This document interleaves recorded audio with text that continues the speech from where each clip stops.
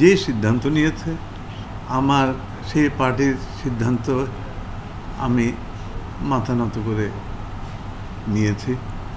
সময় প্রমাণ করবে ওয়েদার সিদ্ধান্তটা সঠিক ছিল কি সঠিক ছিল না। ব্যর্থহীন ভাষায় বলতে পারি গিয়ে সংঘর্ষ কিন্তু তারা লাগিয়েছে, তারাই ইট পাটকেল ছোড়াছুড়ি শুরু করেছে।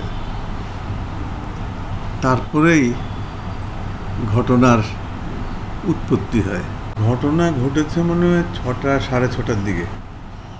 আমার প্রেমপত্র এসেছে 7টা 10-এ, 1 ঘন্টার ব্যবধানে। তো ওইখানে যাচাই বাছাই কি হয়েছে না হয়েছে বাইরে আমি জানি না, বাট আমার পার্টি যে সিদ্ধান্ত নিয়েছে আমার সেই পার্টির সিদ্ধান্ত আমি মাথা নত করে নিয়েছি। সময় প্রমাণ করবে ওয়েদার সিদ্ধান্তটা সঠিক ছিল কি সঠিক ছিল না। আমি একজন সিনিয়র বড় ভাইয়ের সঙ্গে ছিলাম গোটা 6টা পর্যন্ত। তো উনি আমার জন্য বিদেশ থেকে ওষুধ আনিয়ে দিয়েছিল, বলে কি এই ওষুধটা খান, আপনার কাছে ভালো লাগবে। তো ওই ওষুধটাই কারা কালেকশন করতে যেয়ে ওনার ওখানে 6টা পর্যন্ত ছিলাম। আমি তো আজও করতে পারিনি দেখি আমার জন্য একটা প্রেমপত্র অপেক্ষমান আছে। যারা মাঠের রাজনীতি করে তারা মাঠ ধরে রাখার চেষ্টা করে, আর যারা মাঠের রাজনীতি করে না তাদের খেয়ে না খেয়ে তারা সবসময় ষড়যন্ত্রে লিপ্ত হয়। এটা স্বাভাবিক। আমি মাঠের রাজনীতি করি, আমি মাঠে থাকার চেষ্টা করি। আমি 17 বছর যেখানেই ছিলাম আমার সঙ্গে মাঠের সঙ্গে যোগাযোগ ছিল,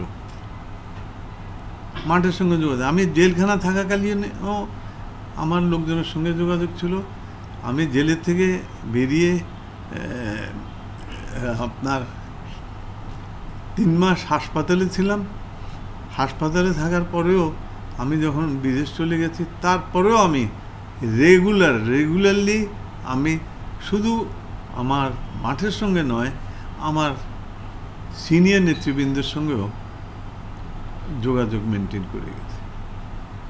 টাইম টু টাইম কি হচ্ছে না হচ্ছে, কি ডেভেলপমেন্ট আছে না আছে, এটা আমি বলে গেছি। এটা আমি দৃঢ়তার সঙ্গে বলতে পারি। তো আমি মাঠের লোক, আমি ষড়যন্ত্রে বিশ্বাস করি না, এবং যারা মাঠের লোক না তারা সব সময় ষড়যন্ত্র করবে। আমি ছাত্র জীবন থেকে রাজনীতি করে করে আজকে ভাইস চেয়ারম্যান হয়েছি, বুঝছেন? তো I know the pulse of party man as well as leadership.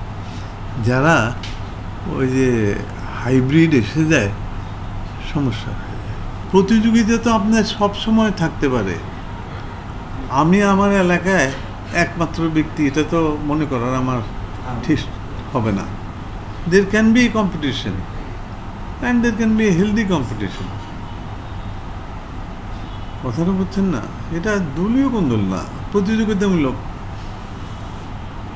আপনার দ্বন্দ্ব, দ্যাট ইজ ইট। তো এখন সরাসরি বলে দিল যে আমাকে গুলি করে হত্যা করার চেষ্টা হয়েছে, এটা তো ঠিক না। আপনারা পুলিশের থেকে র্যাবের থেকে খবর নেন, দেখি ওখানে আদৌ কোনো গুলির আওয়াজ পাওয়া